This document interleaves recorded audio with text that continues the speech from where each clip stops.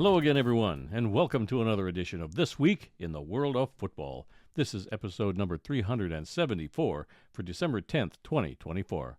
I'm your host, Randy Snow. On this week's show, the 12-team college football playoff field is set, the Lions-Packers Thursday night game sets a new streaming record, and Monday Night Football was played in Springfield and featured the cast of The Simpsons. But I'm not here all by myself. Across the table from me, as always, is my son, Adam. Hello, I am here. How's everybody doing? What a fantastic weekend of football across the board. Yeah, a little bit of everything. A little bit of everything. We got a couple of football-related shows to talk about, so it's pretty good being a football fan as usual. As usual. It's never a bad day to be a football fan. No, it's not. All right, we come to you each week from the fabulous World of Football Man Cave, located right here in the center of the football world, Kalamazoo, Michigan. We're here to promote the game of football in all its many forms, past, present, and future. Our goal is to educate, inform, and entertain our listeners with the glorious buffet that is the world of football. All this while keeping a close eye on the rich history of the game. Thanks for checking out our podcast. We'd love to get your feedback on one of our many platforms: Apple Podcasts, SoundCloud, TuneIn, Spotify, iHeartRadio, and Amazon Music. So you can simply ask your Alexa device to play the World of Football podcast. We also have timestamps down in the descriptions of both the podcast and many of our YouTube videos, so you can go right to the topics you really want to listen to. You can also find our podcast in its full audio form on our YouTube channel. Just search for The World of Football Kalamazoo or use the handle at The World of Football in the YouTube search bar. You will find over 475 videos on our YouTube channel, including Just Lying Around, the Lions-Packers preview and recap from the Thursday night football game, our weekly NFL picks video for Week 14, our interview with Steven Titus, the owner of the AF1's Billings Outlaws, and our Grey Cup travel log. So, yeah, it was a really busy week for you in the editing room with all these videos. Yeah, because I finally got that stinking travel log up, too. So that, just glad to have that done. And, all those other videos. The interview was great. That was the one we hinted at last week with Steven Titus. Right. That was kind of one we've been waiting on for a while, and had a lot of fun. Steven was great. We did. We had a lot of fun. He seemed to be into it, so I'm sure that won't be the last time we chit-chat with him either. No. So very, very good time was had by all. And then we got to also shout out one of our followers out there, a regular listener, a regular person who participates in our weekly NFL picks. That's our buddy Royce out there doing the football Lord's work, because I didn't realize that he had his own YouTube channel. I mean, obviously he comments on a lot of our videos and stuff. Right. And I find you pointed this out, that he gave us a fun little shout out on one of his videos. I believe it was him ranking the indoor and arena helmets. Yeah, it was not every one of them, but his favorites. Yep, and it was a great little video. We got a little mention kind of halfway through it. It was pretty cool. Yep. If you want to find him, he's doing a lot of great stuff. So he's sitting at 807 subscribers. So everybody go give him a subscriber or a subscribe over there at the YouTube channel. He's got 50 videos doing all sorts of different helmet stuff, which is pretty cool. He's got a nice little, I like his little grading system of how he grades helmets. It's kind of like me with my movies. I have my own little secret grading system. You got your own little system on how you do things. But Royce, if you're listening, only one little nitpick. I had to really fight myself to not leave a comment, but the Grand Rapids Rampage have had 3 different helmets. You forgot about the pewter helmet from 1998 when they were a expansion team or whatever. To about, what was it, 2000? It was like the first 2 years. Yeah, 98, 99. Yeah, 98, 99.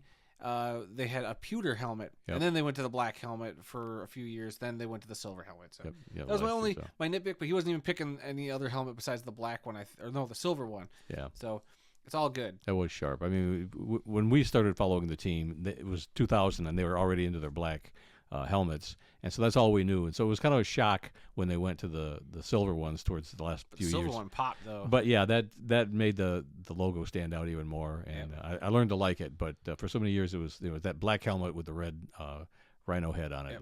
That's what we knew. It's a great one. So we appreciate you, Royce, for doing that. And everybody go give him a subscription. Man, go sub to Royce's channel. Again, that is Viking Wax Press, or at Viking Wax Press. You guys might see some of his comments in the comment section of some of our videos. Just go give him a little subscription and help him out, because he's so close and he's pulling in some views. Let me tell you what, Royce, you're doing an awesome job over there. He's ranking in several thousand views on some of these videos. So kudos to him for doing a great job. Yep. So Yeah, we've only known him up until now as one of our pickers. He's that's been what I'm saying. When you brought picking this with up us the to me, I last was like, couple wait, years. what now? He's and in his video, he kind of said we were a bit of a not an inspiration, but we taught him a lot with our show. So and he's using our tagline. But it's all good. I mean, we I loved it. I mean, I love great. when we meeting other people who do similar stuff or different stuff in the football field out on YouTube or on the internet, whatever. It's great supporting everybody, and that's what we're trying to build and be a part of is this great football community because there's so much negative stuff out there. We like being the positive stuff and the fun stuff. So. There's room for everybody. I mean, everybody's got their own little take on things. Nobody does things like we do, and other people are doing their own unique little thing, and that's fine. That's absolutely fine. Until we decided we want to do helmet ranking, Royce, then you better watch out. We did that before, remember? We did our top 5. But not to the extent that I want to do. But Royce has kind of hit that, so I'm like a little jealous now that I was like, crap, now I'll be like copying Royce. We got too many irons in the fire to worry about helmet rankings. You don't do... Well, I have all you the come up irons. with the stuff, and then I got to write it, and then whatever. This is fair. All right, let's see. You already mentioned the upcoming videos, right? I don't think I have yet. Just lying around, the Lions-Bills preview and recap coming up this week. Yep. And our weekly NFL picks for Week 15 will be coming out in the next couple days. Yeah, we'll record that in a day or two, and that'll be up Wednesday, so I guess it's Tuesday, so we'll record it Wednesday. It'll be up Wednesday. Yeah. So we're getting those out a little quicker. So okay. All right, so without further ado, let's begin our weekly tour around the world of football, and we start off this week with scores from championship weekend in college football. Yes, it was an action-packed Friday and Saturday of nothing but conference championship games, one right after the other, some doubling up at the same time. Yeah, if you are a fan of college football, this was one of the biggest weekends, if not the biggest weekend, because, I mean, so many games, championships handed out. And then the playoff rankings finally decided, and I'm sure, I mean, that's gotten a lot of people debating on how all that worked. I'm sure we have our own opinions, and we'll get to that, but we got to get through the games that actually happened first. Yes, and then they started off on Friday with the Conference USA Championship, and it saw Jacksonville State defeat Western Kentucky by the score of 52-12. Then it was the Mountain West Championship, number 10 Boise State over number 20 UNLV 21-7. And in the AAC Championship, number 24 Army improved to 11-1 by defeating Tulane 35-14. This is the first conference championship ever for Army in their 134-year history. Most of the time they played as an independent. Right. But the last few years they've been, in this conference, and this is their first conference championship ever. Congratulations to the Army Black Knights. Yeah. Just awesome. I can't wait to see how far they can go. When I went to tune into games Friday night, on my YouTube TV, they give you the option. I could have had all 3 of these games. I did for a minute have all 3 of these games on the TV at one time. And when I checked in on all those games, they were all blowouts. And I was like, yikes. So I didn't really stick around too much, but then I think Boise State's running back, because they announced the Heisman finalists. I don't know if you have that. I did not have I didn't know if that was set. It probably is, but I wasn't paying attention. I'll double check that when you're going through some more scores and get that ready to go. But like the running back for Boise State, whose name we'll get to in a little bit, I guess, because I can't remember it at the top of my head, had a great season. I think he eclipsed the 2,000-yard mark. Oh, did he? Okay. I believe. I could be wrong, but it was between him and Travis Hunter as the top 2 players in college. So Boise State, and we'll obviously talk about their playoff situation here in a little bit. Okay. Then on Saturday, the rest of the college championship games, the Big 12 championship, it was number 15 Arizona State over number 16 Iowa State, 45-19. In the MAC championship game, Mid-America Conference, it was Ohio over Miami of Ohio, 38-3. Well, most of these games are all blowouts. It was the HBCU SWAC championship game between having Jackson State defeat Southern 41-13. Those are FCS schools, but it's still a conference championship game. They're played on the same day with the rest of them, so I figure we need to at least mention it. And then the SEC championship, number 5 Georgia upset number 2 Texas 22-19 in overtime. Did you see any of this game? I watched a little bit of this. I did not see this game, so it was over. I caught some of the second half, especially the fourth quarter going into overtime. I was watching. Georgia lost their starting quarterback at one point, and kind of with the backup, they were able to come in and win the game. In overtime, though, Texas got the ball first. They got the field goal to go up 19-16 at that point. Georgia gets the ball, and then their backup quarterback got hurt. on like one of the last plays. He had to sit out for a play, so they had to bring in the starting quarterback who like had a shoulder or an elbow injury. So he's walking out there with his arm kind of like Oh man, dangling, and I'm like, oh boy, how's this gonna go? And he just handed the ball off, and they scored the touchdown to win the game right there. So it kind of gave me, speaking of Georgia quarterbacks, gave me a little bit of a Matthew Stafford vibe when Matthew Stafford dislocated or had his collarbone. Yeah. Whatever happened to that? Dislocated his collarbone, or how do you? I don't remember what the exact injury was. I forget, it's been a minute, but when he hurt his collarbone, he came in and threw a touchdown pass. He threw a touchdown, but here it was handing the ball off. Right. You know, Stafford, a Georgia quarterback as well. So Georgia, I figured Georgia might win this game. I've not been overly impressed with Texas. I feel like Texas has been just slightly overhyped all year, and now they've lost twice to Georgia this season. So I mean, kudos to Georgia, but yeah, that was a hard-fought game though at the end. Okay, in the Sun Belt Championship, it was Marshall over Louisiana, 31-3. In the Big Ten Championship, it was number 1 Oregon over number 3 Penn State, 45-37. I watched some of this game. I watched a good chunk of this, and this was probably, to me, it had to be one of the best game of the weekend. I mean, it was the highest scoring Big Ten championship, I believe. I figured Oregon would still win, but I was like, if with Penn State being involved, I figured it might be a little low scoring. But this was a shootout. I was surprised Penn State scored at the clip that they did, too. They hung with them, that's for sure. The most part, they let maybe a couple possessions get away from them and maybe kicked a field goal when they should have gotten a touchdown, especially early in that game. But it did seem like they were just trading shots back and forth when I was watching. And Oregon just proved why they're the best team in the country. Yeah. It's just unbelievable, some of the playmakers and the speed they have at times. I'm just like, goodness gracious, who can stop this Oregon team? And finally, the ACC championship game, number 17 Clemson upset number 8 SMU 34-31. Yeah, I think this was a last-second field goal too, so Clemson just barely gets by the skin of their teeth. And we'll talk about the playoff, but that committee still put both these teams in despite that. So very interesting. Championship weekend, nonetheless. Yeah. Now, next week, basically the only game next week as far as regular season is Army versus Navy. Army at 11-1 and Navy at 8-3. So this should be a pretty good game next week between those two teams. They already released their uniforms. They look pretty sweet. Yeah. I always try to watch the Army-Navy game, just like I always try to watch the Harvard-Yale game, even though I missed it this year. But those two games I just really enjoy watching every year. All right, so the playoff pairings came out. Yeah, so this is okay. I got to ask you right off. So the way they do the bracket is they got so many stipulations with it because, you know, if you look at the top 12, like technically their top 12 teams is not the top 12 teams that make it into the playoffs. That's my one big gripe with this thing. Do you know what I'm talking about? It's too complicated. I don't give a crap. All I care about is these are the final numbers.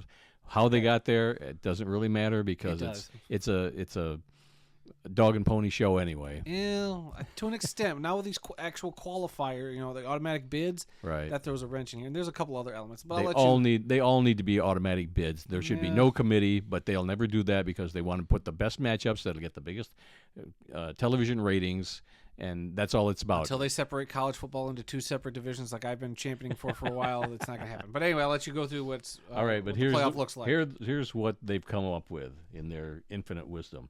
Number 1, Georgia. Number 1, Oregon. Number 2, Georgia. Number 3, Boise State. And number 4, Arizona State all have byes in the first round of the playoffs. That's their seeding. That's not their actual rank, but that is their seeding in this playoff. Whatever. I'm just saying. Don't know, don't care. I'm just saying. All right, so then on Friday night, it's number 7, Notre Dame. And these are for December 20th, by the way. Yeah, well, the first one is December 20th, and the rest are 21. So I'm saying you're saying Friday night, like it's this Friday. It's not. You're correct. It's a week from this Friday. Okay, there we go. After the Army-Navy game, then a week later, you get these games. There you go. Okay.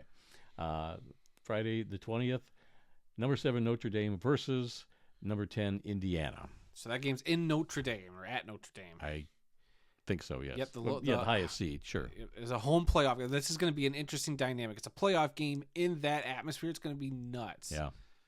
Yep. Then on Saturday, the 21st, 3 other games. Number 5, Texas versus number 12, Clemson. Number 6, Penn State is going to host number 11, SMU. And number 8, Ohio State is going to be hosting number 9, Tennessee. Yep. So what do you think about this final bracket? I don't care. You don't care. I really don't. I've never cared for this whole playoff system because it's all rigged to get the best TV numbers. See, not who actually is number one. You can't say it's rigged, and I'll tell you why you can't say it's rigged. Because this year, the way the bracket is set up, it is like a set in stone. You win this game, you know who your opponent's going to be. A few of them are, but not the rest of them. But hold on, because why would you give the number one seed the hardest path to the championship game? That's not how it should be working. No. So you're telling me it's rigged? No, that's not rigged. You're making the best team have the hardest schedule on the way to the championship game because of the way this bracket is set up and because it's not reseeding after round one. Because the winner of the Tennessee-Ohio State game, those are two good teams. And who do they play if they win? They play Oregon. But my point is only, 5 of these are automatic qualifiers. You win this conference, you get in. Yeah. That's how Boise State is in here. But and SMU and Clemson. Right. Well, Clemson, I guess, technically. But the rest of them were all handpicked by a committee, which I don't like. Well, that's my point. I don't know. I still think it works out better. These are some of the best teams in the country. I'm glad Alabama got left out with their 3 losses. Mm-hmm. But like I said, the biggest problem I have is really just with them not reseeding because and then for Penn State, they have probably the easiest path to at least get to that Final Four. They have to beat SMU. Then who do they play next? They play Boise State. They beat Boise State, and then they're automatically in the Final Four. Like, how is that not an easy path? Oregon's got the toughest by having to play either Ohio State or Tennessee. They win that, and then they're going to play either Texas, Arizona State, or Clemson. So, I mean, your first game is against those two teams could easily beat Oregon, too. We saw Ohio State take Oregon to the wire the last time those two teams matched up. So, I just don't think it's an easy path for Oregon. And usually in these playoff scenarios, you want the easiest path, or because you're the best team, you get the easiest path to the championship game at the least. And it seems like Oregon's the one that's set up to, probably have the biggest roadblock to start off. In one of the graphics that I saw when they showed the brackets and all the teams, at the very bottom, I don't remember which one it was, but one of them said the first 2 out, and it said Army and I think Alabama. That I'm not sure about. Like, I have their actual rankings here for the college football playoff. So their final rankings were Oregon was the 1, Georgia 2, Texas 3, Penn State 4. Now that should be they should get rid of if you win a conference championship, you should get an automatic bye. I think it should be like the NFL playoffs where it's like or where you can win, but if you're not the best team, or it's like the NCAA basketball tournament.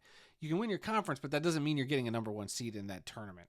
And I feel like that's how it should be. It should be Oregon, Georgia, Texas, and Penn State that have the 4 byes. That's how it should be. Because then 5 through 12, according to their rankings, would be Notre Dame at 5, Ohio State 6, Tennessee 7, Indiana 8, Boise State 9, SMU 10, Alabama's number 11, and Arizona State is number 12. So Alabama and Miami are your first 2 out because Alabama, I don't know. This is what I think is weird, that the number 11 team is left out of the 12-team playoff. And Clemson, who's in the playoff, is ranked number 16. Yeah. And because they won their conference, they're automatically in the playoff. Yeah. So it's a mess. It is a weird system. I would like to see it just be the straight-up 12 best teams. Yes.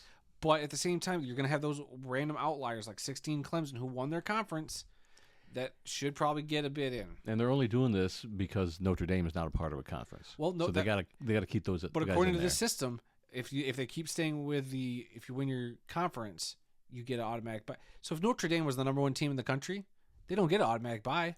They don't have a conference championship. You can't get one of those auto 4s. So I think that'll bite them if they keep the format like this going forward. So this year I'm okay with the system to an extent. I hope they tweak it next year to improve upon. I've already heard somebody saying that they're going to expand to 14 teams next year. Oh, I heard that was on some radio sports talk thing, but the whoever was talking, I don't remember what show I was listening to, but he was adamant that they are going to 14 next year. They're already talking about it. I think eventually they were going to expand to 14 or 16. I feel like that's inevitable. You just make this playoff is just going to keep bigger and bigger, which is fine. To me, it makes it interesting, and I think this year will be filled with chaos. There's some potential upsets in there, so we'll see how it goes. But I'm okay with it to an extent. I do think it just needs some tweaking to be one of the better playoff formats. Right. So there's no playoff games this coming weekend, but we do have the Army-Navy game, and we have a couple of bowl games starting this weekend. 2 of the 36 bowl games are going to be played on Saturday. It's going to be the HBCU Celebration Bowl between Jackson State and South Carolina State. And also it's the Salute to Veterans Bowl, our beloved Western Michigan Broncos versus South Alabama. I believe that's going to be played in Mobile, Alabama. Yep. So the bowl season is here. Playoffs are coming the week after, and big time in college football. Heck yeah. All right, so we do have some scores at the FCS level. This is round 2 of their playoffs. Number 1, Montana State over UT Martin, 49-17. Number 2, South Dakota State over number 15, Abilene Christian, 51-31. Number 3, South Dakota State over number 14, Montana, 35-18. Number 4, South Dakota State over number 13, Tarleton State, 42-31. Number 5, UC Davis over number 12, Illinois State, 42-10. Number 6, Incarnate Word over number 11, Villanova, 13-6. You remember Incarnate Word, don't you? Name's familiar for sure. That's where that one kid did the headstand for the first time in college. It was with that team. So they actually made the FCS playoffs. Right on. And then number 7, Mercer over number 10, Rhode Island, 17-10. So the top 7 in the FCS level all got in playoffs and won their first round games in the second round. And then finally it was Idaho over Lehigh, 34-13. So there are no upsets in the top 7 this week anyway. All right, going on to Division II, it's their quarterfinal rounds. Ferris State, which is right up the road from us here in Kalamazoo, over Harding, 41-7. Slippery Rock over California of Pennsylvania, 31-13. Minnesota State over Bemidji State, 27-13. And Valdosta State over Virginia Union, 49-14. In Division III, this was their third round of the playoffs. Johns Hopkins over DePaul, 14-9. Springfield over Cortland, 40-28. Mount Union over Carnegie Mellon, 24-19. Salisbury over Randolph-Macon, 35-14. North Central of Illinois over Hope College, which is another school. It's up around the Grand Rapids area, just north of here, 41-21. Susquehanna over St. John's of Minnesota, 41-38. Bethel of Minnesota over Wartburg, 24-14. And Mary Hardin Baylor over Linfield, 28-18. Moving on to the NAIA playoffs. This is their quarterfinals this past weekend. Benedictine of Kansas over Indiana Wesleyan, 20-9. Kaiser of Florida over Georgetown of Kentucky, 39-22. Grandview shut out Northwestern of Iowa, 17-0. And Morningside over Montana Western, 31-30. And finally, in the National Junior College Athletic Association, on Friday it was the Division I semifinal game, and Iowa Western defeated Northwest Mississippi 42-21. On Sunday, in the other semifinal game in Division I, Hutchinson over Georgia Military 63-21.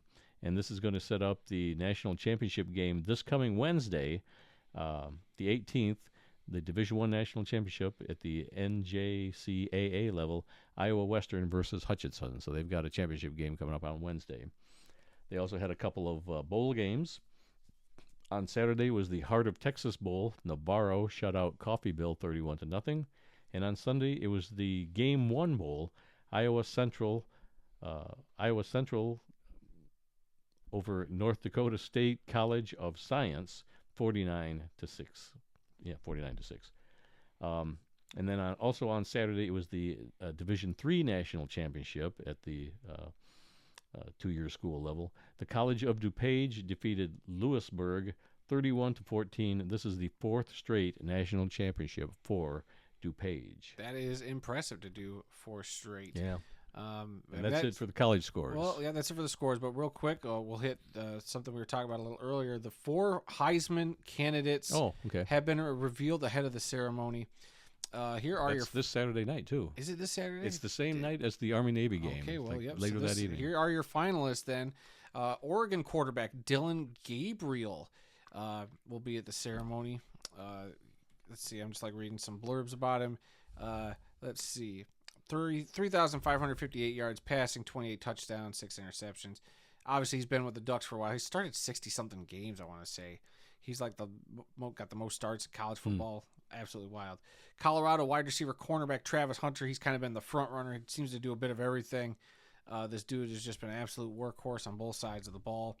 Boise State running back Ashton Jeanty, who, let's see, he has rushed for 2,497 yards and 29 touchdowns on 344 carries. That's good for 192.1 yards per game. Wow. Or 7.3 yards a touch. Wow. Leading the nation. He's got 800 yards over the next closest guy, and he's 131 yards shy of the single-season record by Barry Sanders. So that's a good name to be in company with there if you're a Heisman hopeful. Yep. So we'll see those playoff games. Will matter. Yep. Get him, boost those stats. Absolutely. And then your final candidate will be Miami quarterback Cam Ward. I don't know much about Cam Ward, but he's threw for over 4,000 yards and 36 touchdowns, which leads the nation with 7 interceptions. So no Shedeur Sanders, huh? Nope, guess not. So only one Colorado player. My money would be on Travis Hunter right now, but I wouldn't be surprised to hear Ashton Jeanty's name, especially since doing it this weekend. That's the stinky part, is that he could break Barry's record and not get that Heisman Trophy. Right. But I mean, Barry did it in such a confined amount of time too. So. Right. Yeah. But it is what it is. But still, awesome to see. Good for these fellas. Looking forward to see who comes away with that prestigious trophy. Again, my money is probably on Travis Hunter. I don't know who you think, but that's. I haven't really thought about it. It's the first time I'm hearing the 4 finalists myself.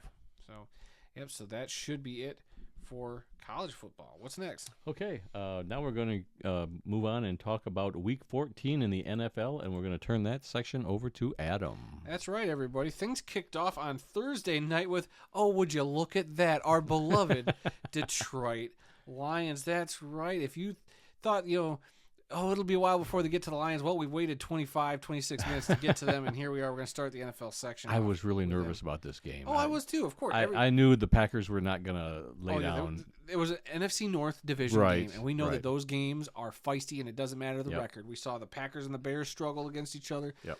Every game is going to be a dogfight. It doesn't matter the record. And we knew the Packers' record was already good. They were 9-3 coming into this game. Yeah, they'd won 4 in a row since we beat them last. I think so. In Lambeau. They'd won 4 straight or 3, Maybe. at least 3 straight. I can't remember, but Packers have been good. So we weren't trying to sleep on them. Yeah. But this was a hard-fought game. It looked like Detroit, though, had a handle on them at first, and Green Bay got clawed back into it. And it was a very back-and-forth game. Like, I was on the edge of my couch nervous one point, then I was sitting back like, all right, we got the lead back. Back on the edge of my seat like, oh, no, they took the lead from us.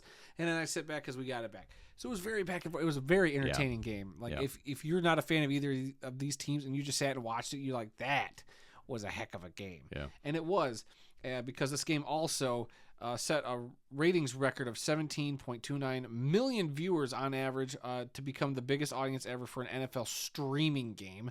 I think that'll be until these Christmas games come popping up. Yeah. But pretty cool mark because there were 2 great games or 2 teams in this game. But let's talk about the game itself because we've kind of overshadowed that. The Lions end up beating the Packers 34-31.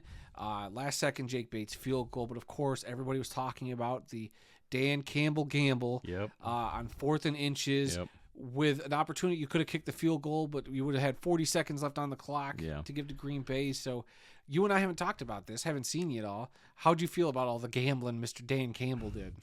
I wasn't happy with the call because I thought, they didn't make it the last time they went, because they got 4 out of 5 fourth downs. 2 of those fourth downs were touchdowns, by the way. True. But just in the situation, I thought, okay, I understand you don't want to give them the ball back because they can go down and score. So you want to give them no time or just run out the clock. And we've done that many games before. And so I understood what he was doing, but I thought, boy, if we don't make it, they're going to get the ball right there. They could go down. They could, it was tied at that point. They could have won the game with that. So I wasn't totally happy with it. But as soon as it worked, I was totally fine with it. As I said during my show with Kyle, just lying around for those of you who haven't listened to it yet, I was okay with all of the fourth down calls, except for the one that didn't work. And it's not because it didn't work. I just didn't like the situation where it was you're up by 3, you're on your own end of the field. Why would you give the Packers the? If you don't get it, we handed them 2 touchdowns. Essentially, the 2 touchdown swing, which really put the Packers back in this game. So the Lions also have themselves to blame for this happening. But to an extent, I got why Dan Campbell does. You keep momentum going, and their MO is to just eat the clock and keep that other team off the field. Yeah. Especially with the Lions defense coming into this game that was so shorthanded. They had guys off the street playing for them pretty much. And for the first half, that defense was great. Yeah. They Aaron Glenn, cap off to you, dude, because you had that team playing lights out pretty much. Second half, though, it did seem like, I won't say they were getting gassed, some of these guys who haven't been with the team the whole time. Right. But it did seem like the cohesion wasn't fully there. Like, hey, for a half, where all you got to do is just blitz the quarterback and you stifle them. Keep that. Jordan Love had 3 completions all first half for 30-something yards. So second half, though, you couldn't keep that up. And it seemed like the Packers were able to finally kind of take advantage of that. But, look, a win's a win. It was a gritty win. I know a lot of Packers fans were crying on social media about some of the plays. Mm-hmm. It was utterly ridiculous how the script is flipped. Like Lions fans now being the team people are calling. The refs got it out for everybody else. They're siding with the Lions. Yep. What a very weird situation we're in. Yeah, we're not used to it, but we like it. I mean, there are calls that went both ways. Yes, and I'll admit that. And did they call some stuff unfairly that the Lions got away with? I'm sure. Maybe there's a home crowd bias, but we've seen that all the time. But it all comes down to, can you overcome that crap? And if you can, that's the good teams that win. And it wasn't like any of those calls were down. I mean, one did take a touchdown off the board for the Packers, but that was such a blatant pick play. And it was like that one, I feel like, you should call that. But then, like, people point out that Amon-Ra had a pick play that he didn't get flagged for. But I don't know. I forget what part of the game that was, what situation, but look, at the end of the day, you got to overcome that stuff. And the Lions did it for their 11th straight win, which is the longest winning streak in franchise history. Yeah. They have tied their most wins in a season in franchise history. That was the year they went to the playoffs and beat Dallas at home. Well, 12 games. They did that last year. Yeah, well. So it ties the franchise record. They won 12 last year. And the other one was 91. They made 12. Yeah, so they've never had a 13-game season. 13-win season. 13-win season. The Lions could potentially, with 4 games left, they could do it. But they clinched the playoff spot also because they're the first NFC team to do so. Right. So that was a big step in the right direction for Detroit, with a big game looming against Buffalo this weekend. Yes. Like I said, that going for it on fourth down at their own 30-yard line that didn't work out led to a touchdown by the Packers, kept them back in the game. The interception by Goff, that led to another touchdown. Yeah. So that's 14 points right there that had they not had those 2 points, this game would not have been this close at the end, I don't think. I don't think so either. And the way the Lions were kind of running the ball, it kind of controlling that clock, because Kyle talked about, always brings up the time of possession. And whenever you see that number in front of you, it's always just like, dang, the Lions had it for 30-something minutes. Like, well over half. When you see your team's got the ball for over half of the game, right, that always sticks out to me. It's just like they commanded the time of possession. And you can tell that's how the Lions were playing, because they weren't doing big, long drives. They were purposely kind of methodically moving down the field, chewing up clock all game long, and not giving the Packers the opportunity. And the other thing, I guess, from this game we can talk about, the cheese grater man in the stands. Yeah. The guy who just somehow was able to bring in a block of cheese. How do you get the block of cheese? I can see. You just keep that in your pocket. Was it a plastic cheese grater, or was it a metal cheese grater? It had to be. I think. Well, the handle's got to be plastic or wood, but usually it's a metal. Usually, that's why I'm saying, like, could he have just snuck through with the plastic? It could have been all plastic where it didn't set anything off. So that's true. And then the other was the fan that got into it with the Packers and Matt LaFleur pregame. Like, what are you doing, dude? Don't. This guy, apparently he's done it before games, and never had this thing happen where the coach essentially got him ejected. I mean, he got to go back to his seat, but then they made him leave at halftime or something. Really? I didn't know. That's what I heard. So, absolutely wild. You can't be doing that. No throat cutting gestures to the other team. Come on, Lions fans. One thing I'll bring up. Did you see the video of Annie Agar and her brother watching the game? Oh, every together? time these two teams play, that it's like must watch on Instagram. It was so back and forth. She'd be up, oh, we scored, and then he'd be up, oh, the Lions scored, and it was just because it looks like they were God. FaceTiming each other during the game. So Well, no, they were sitting right next to each other. I think they were in the same room. It was a split screen. But Was it? Yeah, it was a split screen, but I don't think they were in the same room because I think they were talking to each other on the phone. Okay, Like they had their they're FaceTiming each other during the game. So. But that was That's always so fun. much fun. That's to always watch. good. That is always good. All right, we got a bunch of other games to get to. Were there any other games over the weekend? Were there some games, Randy? And as good as that Lions-Packers game was, that might not even have been the game of the week. So we'll get to that one. The New York Jets fell to the Miami Dolphins 32-26 to get eliminated from the playoffs. For the 14th straight year now, the New York Jets will not be in the playoffs. They lost to the Dolphins 32-26 in overtime. Aaron Rodgers threw. I didn't have that on my list. Oh well, yep, that's something that happened. Better add that. Yep, but the Jets, Aaron Rodgers first time throwing for over 300 passing yards in 30-something games. But the Dolphins, get that big win in overtime. They got the ball, went down and scored, and that's it. So the overtime rules, are very, very vicious. The Minnesota Vikings took care of Kirk Cousins' return with the Falcons 42-21. I'm so disappointed in Atlanta. Yeah, really, Atlanta. Come on. Man up and beat those Vikings, will you? Yeah, well, the Vikings they were slinging it down the field. Sam Darnold's putting his name in the MVP conversation now all of a sudden. I don't know. You beat up on a really bad Falcons team. Kirk Cousins has thrown 8 interceptions in his last 4 games or something crazy like that. He has just been a interception machine lately. It hasn't thrown a touchdown pass. So is it going to be time for the Falcons to move to Michael Penix? We shall find out. Yeah. The New Orleans Saints beat the New York Giants 14-11. They did lose Derek Carr during this game. I believe it's a season-ending injury. Yes, I did hear that. Correct. He fractured his forearm. Something like that. Yeah. So I saw they signed Ben DiNucci, who played in the XFL and I think the UFL. I can't remember, but Ben DiNucci, he's been a backup at the NFL before. They signed him. Then a couple other little stories from this game I saw was. Did you see the banner that flew over MetLife Stadium during this game? No. Asking ownership to fix this dumpster fire. No, I didn't see that. Somebody paid for a plane to fly over the stadium with the banner that says Mara family, or I'm paraphrasing, like, fix this dumpster fire is essentially what it said. So I thought that was pretty funny. And apparently an unnamed Giants player hired an OnlyFans model to sit in the stands and flash the New Orleans Saints to distract them during the game. I had not heard that. Yep, I saw that somewhere. I guess this is the same. You know how they opened that video portal in New York City, I think? Yes. That where they could see another city in Europe. Apparently this is the same girl that flashed that and got that shut down. So, okay. Yep. So that was a story I saw pop up. You might not see that story on your other mainstream football headlines, but I saw that and I was just That's the first I've heard of this.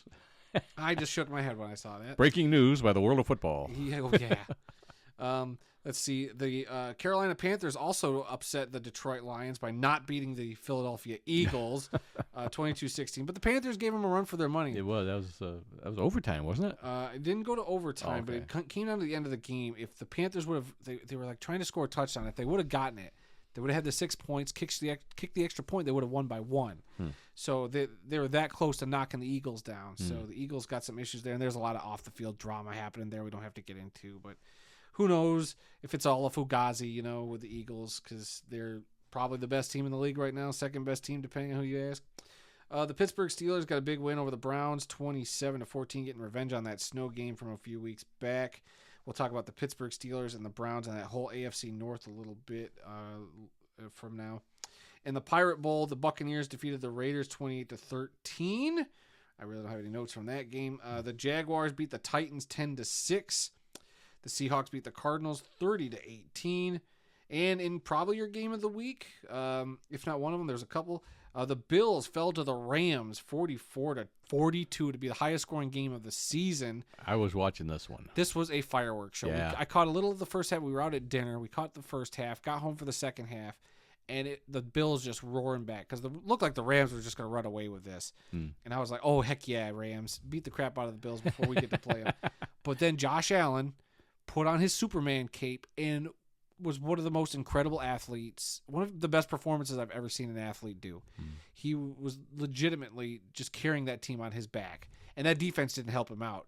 Matthew Stafford was also slinging. Matthew Stafford looked incredible. He had his two big weapons, Puka Nacua and Cooper Kupp out there. So they were just tearing it up. They looked great. They could be a scary team, even though they're 7-6.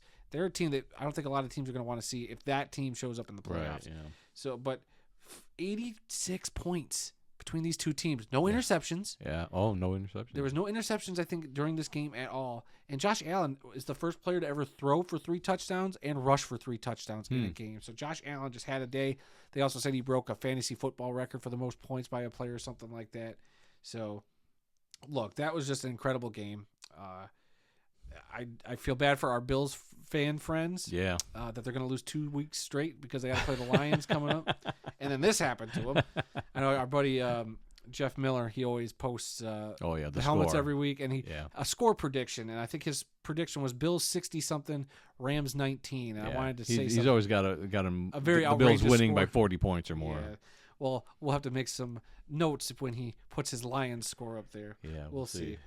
Then the Chicago Bears fell to the San Francisco 49ers 38-13. The stat I saw from this one is that the Chicago Bears, can you guess how many yards they had in the first half? Wasn't it like 3 yards? It was like 4 yards. 3 or 4. 4 yards in the first half for the Chicago Bears. Unbelievable. To 300-something yards, I think, for the Niners. Unbelievable. Well, they got a new coach. If their old coach had been there, they might have had 6 or 7 yards. Wow. Yep. The Bears are bad. Let's just say it. The Bears are bad. Yeah.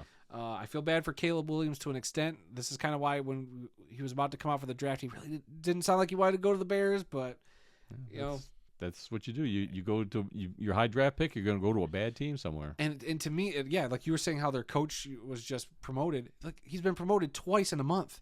He went from passing game coordinator to offensive coordinator / play caller. Then he got promoted to head coach. That's such a big change for a guy in a team like that. Like your responsibilities just doubled, and then they probably doubled again. So you're quadruple the workload you originally had. I'm sure it was overwhelming. Clearly, this team isn't gelling or had no fight in them. Yeah. So boy, and the Niners were all banged up too. Like the team you had to pounce on, the Niners, without a Christian McCaffrey, without some of their other star power, and they still lost. So good for you, Jake Moody. Then your Sunday night game was another good one. The Chiefs beat the Chargers 19-17 on a game-winning field goal. Yeah, I went to bed before in the fourth quarter, and I didn't see the highlight till the next morning. But the Chiefs just also finding a way to win these games is unbelievable. And then on Monday Night Football, the Bengals beat the Cowboys 27-20. The big notable thing from this game, besides the fact that the Bengals had a blocked punt, or they got a punt blocked by the Cowboys, but were still able to recover that punt to keep possession, which I've never seen before. There's some weird rules around that. And they touched it after they blocked it. Then it went past the line of scrimmage, so then it became a live ball. Yeah. It was wild. Couldn't advance it, but as soon as they recovered it, it was their ball at that spot. Absolutely crazy. Weird. But then, of course, the game was simulcast on several networks. I mean, you had the Manning cast you could have gone to, but on last night, they had the Sunday football, or the Simpsons football fun day game. So it was all animated with Simpsons characters, bunch of different animation, bunch of different cutaways. They turned Stephen A. Smith into a Simpsons character. Jerry Jones was in the booth with what's his name? Mr. Burns from The Simpsons. Like, there's a lot of fun little gags they did. If you get a chance, I'm sure there's a YouTube video that you could just watch all the best bits. I watched the first 3 quarters. I was in this version. I couldn't make it past the first quarter. They kept talking about the halftime show, so I thought, they're going to do something. What was the special. Halftime show? Nothing. It was the 3 announcers talking about the game, and their characters were on the screen. Gotcha. But I thought there was going to be some sort of special all-star marching band or something from the Simpsons family. I didn't know what to expect, but I wanted to see halftime, and that turned out to be nothing. But the thing was, they had they would put in like Bart at quarterback in place of swap players around with the Simpsons character. Yeah. So Homer threw a touchdown pass. And he intercepted Bart when Bart was on the other side. Now, I was thinking about this. They had to be 3 or 4 plays behind the live TV. I think they were, in order to do that, because how did they know to put in Homer and Bart just on that play, because up until then, it'd been the regular players, but just on that particular play, they put in Bart, who was intercepted by Homer. And I said, they've got to know. They already know what this play is. They were probably a few plays behind. I believe that to an extent. I wasn't like going back and forth, but that had to have been the case, especially for some of those situations. Yes, because just about every scoring play, there was a Simpsons player that scored it. Lisa was running, and she had flames, because she was running so fast down the sideline, got pushed out at the 5. Mo Sislak caught a touchdown pass. Defensive MVP Mo Sislak. Yeah. Krusty the Clown kicked an extra point or a field goal, I forget. And even who's the one kid? Chief Wiggins' kid. Ralph. He caught a touchdown pass. So, I mean, they knew what plays to insert these characters into. But it was still fun. I enjoyed it. Like I said, I watched the whole game that way until I went to bed. It's a fun once-a-year thing that they do. Like last year was Toy Story. This year it's Simpsons. What's next year? What could next year be, Ray? I don't know, but what does Disney own that they could do? I still think that the one last year with Toy Story was a little bit better than this one. Even though this was good, I'm still going to rate last year's as the number one, animated. I could agree with that, but I felt like with the Simpsons though, they could do a lot more. Yes. They got the voices of the Simpsons characters in there. Like, good luck going to get Tom Hanks and Tim Allen to come do voices for something like this.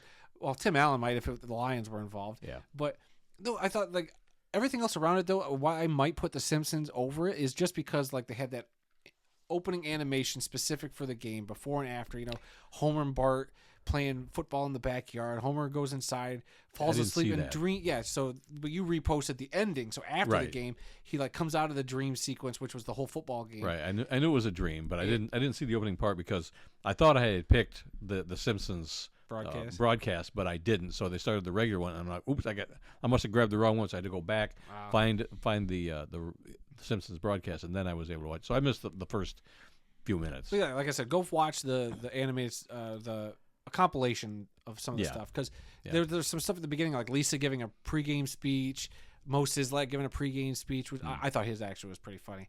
So I thought just on the whole, I think the animation might have been a little more jittery, but it was a little cleaner than last year. Like there were some times where I felt like they kind of bugged out and they didn't have everything. There were a few times even in this one that like a guy lined up. They had the camera right on the line of scrimmage, and a player came up and he like disappeared and then faded back in again. So. I just feel like it was really bad last year, but it seemed like this year they had it really cleaned up. So I'm curious to see what they'll do next year. What will be next year's gimmick? I don't know. I can't even think what would Disney own that they could do other than like Inside Out characters maybe, but whatever the hot movie is, Moana or something like that. The Simpsons not a hot movie or anything like. No, but they've been around a long time. They have been. That's what I'm saying. Like it'd be something like that they would do. Maybe do they just bring out Donald and Daffy, like all the Mickey Mouse and all those characters, or do they do a hodgepodge of Disney characters next year, or do they pick one brand?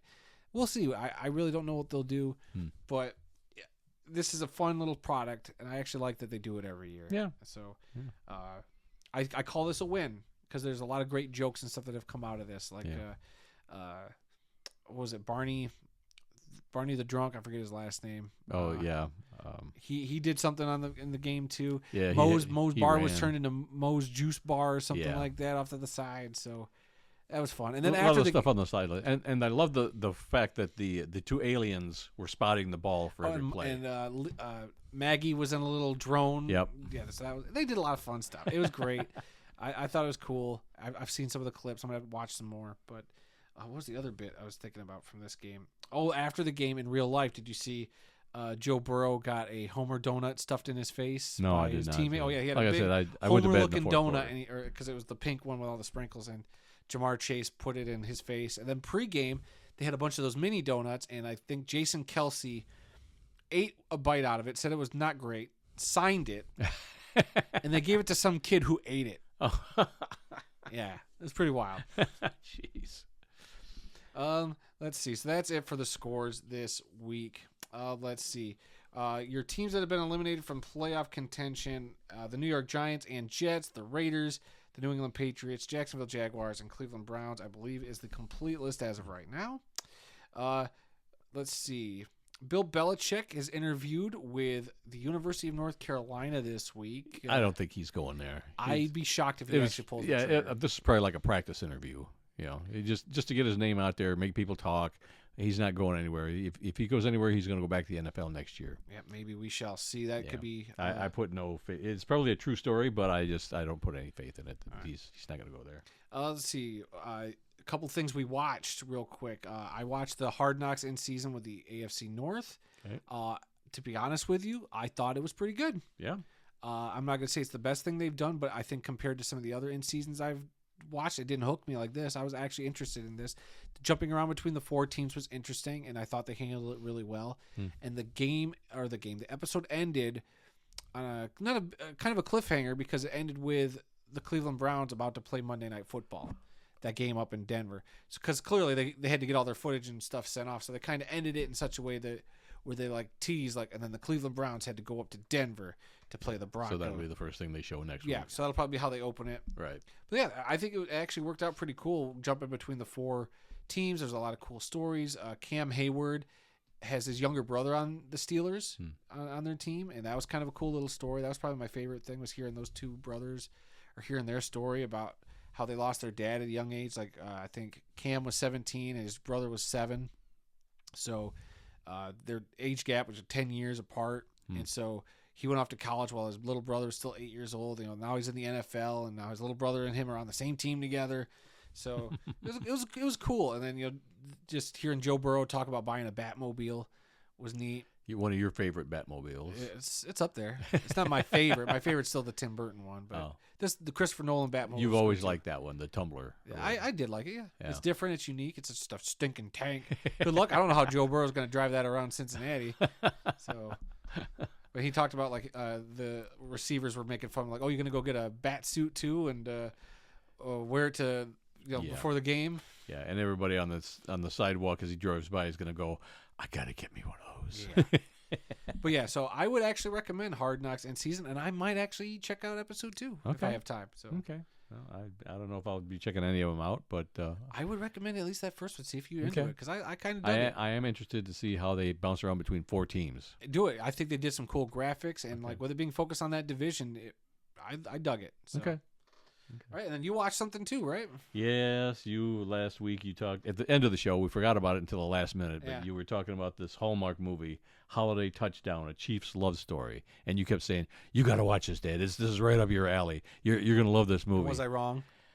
It was up your alley. It was okay. It was kind of cool because the family owned a Chiefs store. Yep. So the lady's behind the counter and she's putting a mini Chiefs helmet in a bag that somebody's buying, and they got all kinds of hats and T-shirts. Everybody should see how big he's smiling talking about this movie. I thought was cool. Travis Kelce's mom, was in it for a little bit. I told you she's a gem. She worked in a all barbecue costs. place down the street from where this other store was. It was your typical hokey kind of love story. And you loved every single second of it. It was different. The girl that played the lead there, I've seen her in something before. The name I didn't recognize, but I know I've seen her in something. But you've seen Diedrich Bader. I didn't talk about him. Diedrich Bader was in it. He's great. Who was the other grandfather there? Ed Begley. Yeah, they had a couple of names in there. The girl that was in what was that show?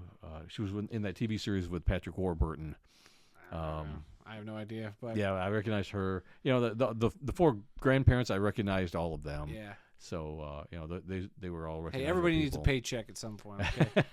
Hallmark's just handing it out.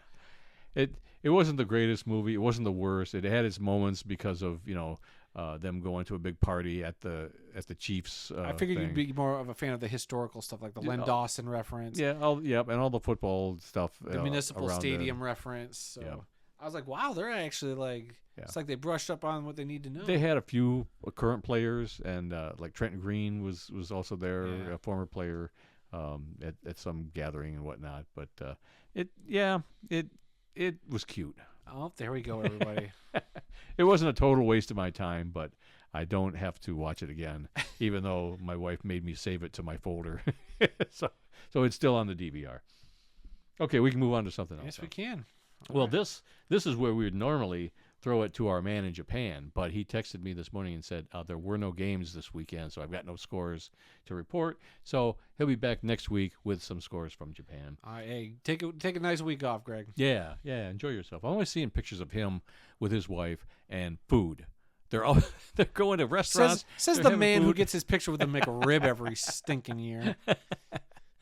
Oh, that's true. I hadn't thought about that. And we literally, in our last video, have an entire section dedicated to us eating food. McDonald's and otherwise. Yeah, and Canadian exclusives. That's right.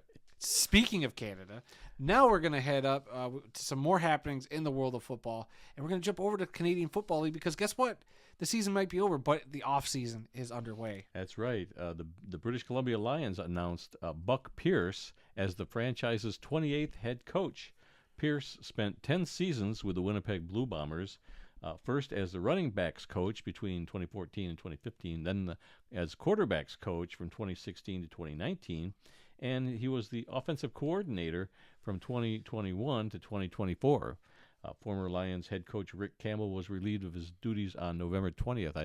I didn't really hear that he got released, but all of a sudden they're hiring a new coach, so they must have fired the current coach. I think we covered that. Well, if we did, I don't recall it. I think we did. So anyway, Buck Pierce, the new head coach up there at the BC Lions, hopefully he can get Nathan Rourke on the right track and get him to a Grey Cup next year. Yeah. Who knows?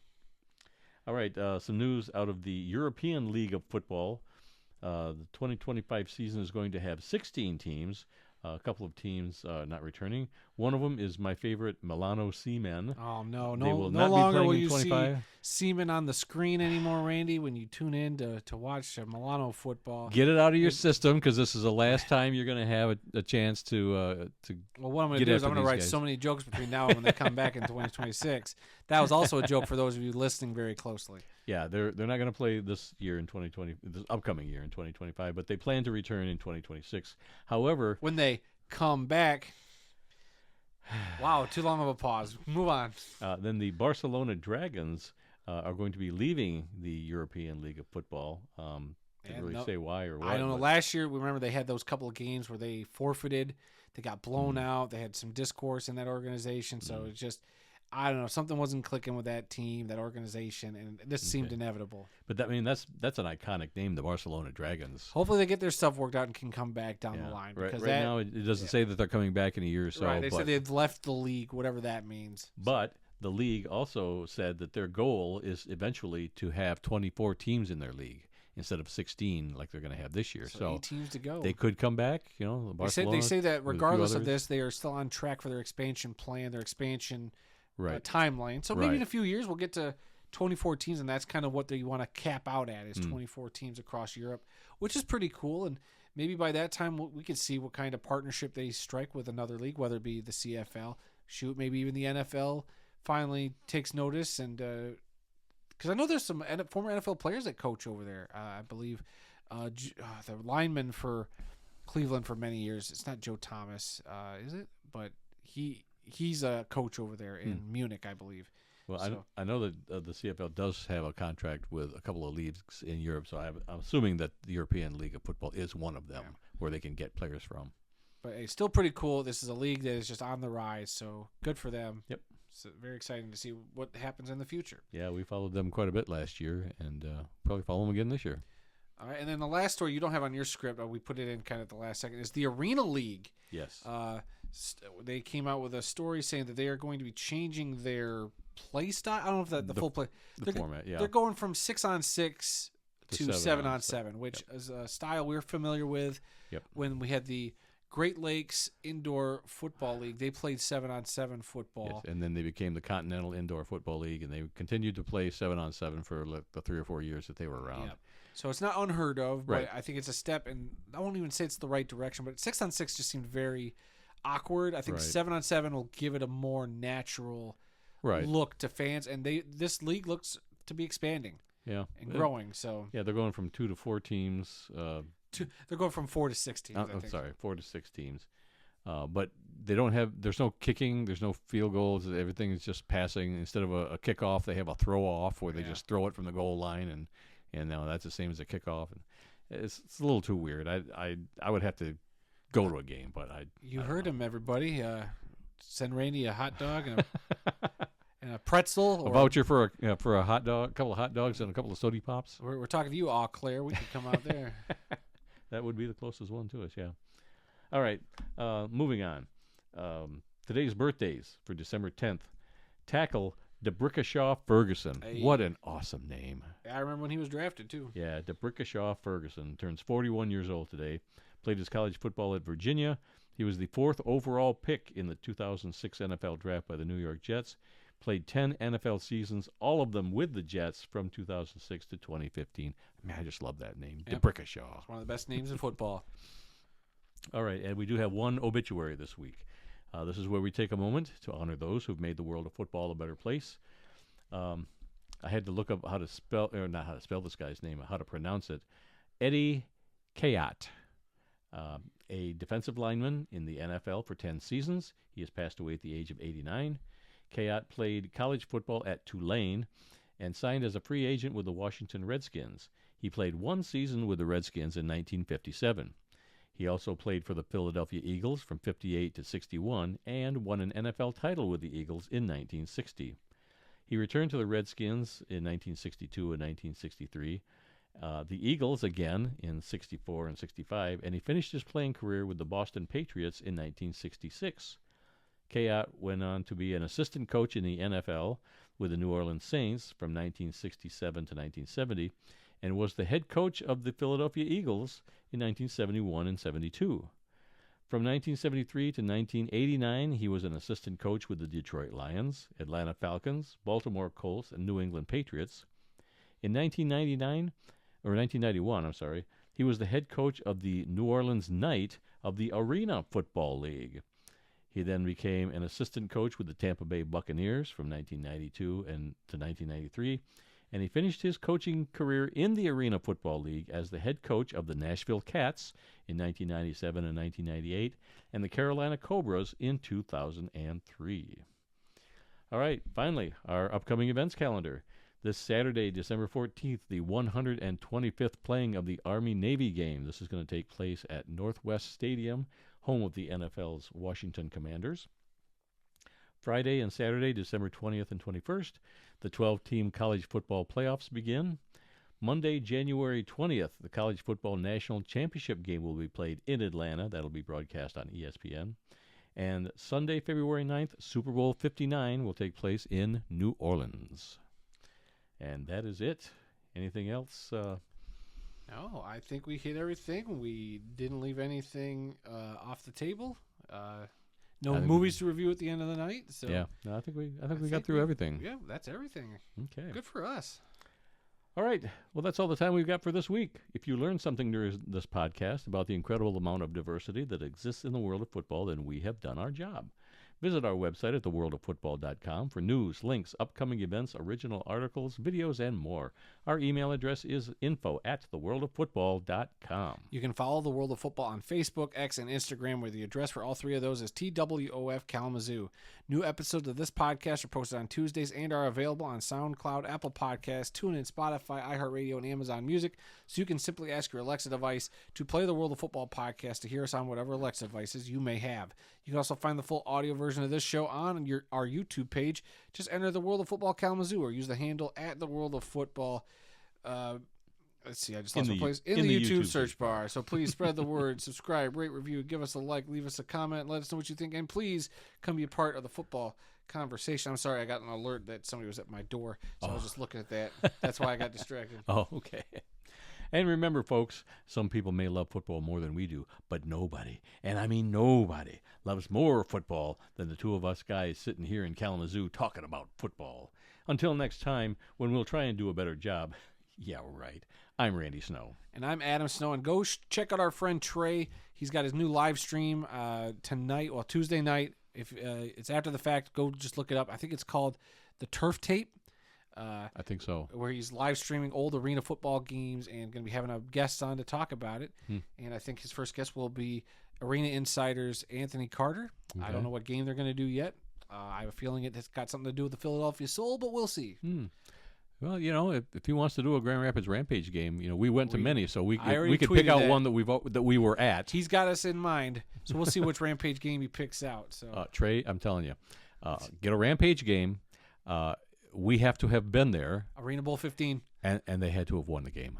I don't want to talk about a loss. I actually, if it's a game that he's got that we've never, we don't remember, or maybe we've been to, I don't know. I'm game for whatever. Yeah. Because it could be a game that's like, oh yeah, I remember being at this game, or it could be I don't remember this game. It was on the road. We didn't go to it, and we don't know the results of it at the top of our heads. I'd be game for something like that too. There was one game that we lost that I wouldn't mind talking about. I don't think I think the one you're talking about is not on tape. No, I don't think there's a video of it anywhere. Probably the greatest arena football game of all time that nobody talks I think it was about. that was one of the first ones when I was in the press box for that. The 80. Are you talking about the 82 to 81 Arizona Rattlers game? Yes. Yeah. Well, I don't know if it was in Grand Rapids. It was in Grand Rapids, but it was against the Rattlers. Yep. Okay. It was 82-81 overtime game. Yeah. One of the craziest games of all time. Nobody talks about it. But we still I remember don't it. think there's footage of it. We still remember it think vividly. It was anywhere. So if anybody's got that, I'd watch it. All right. Well, that's it for this week. We'll see you all next week.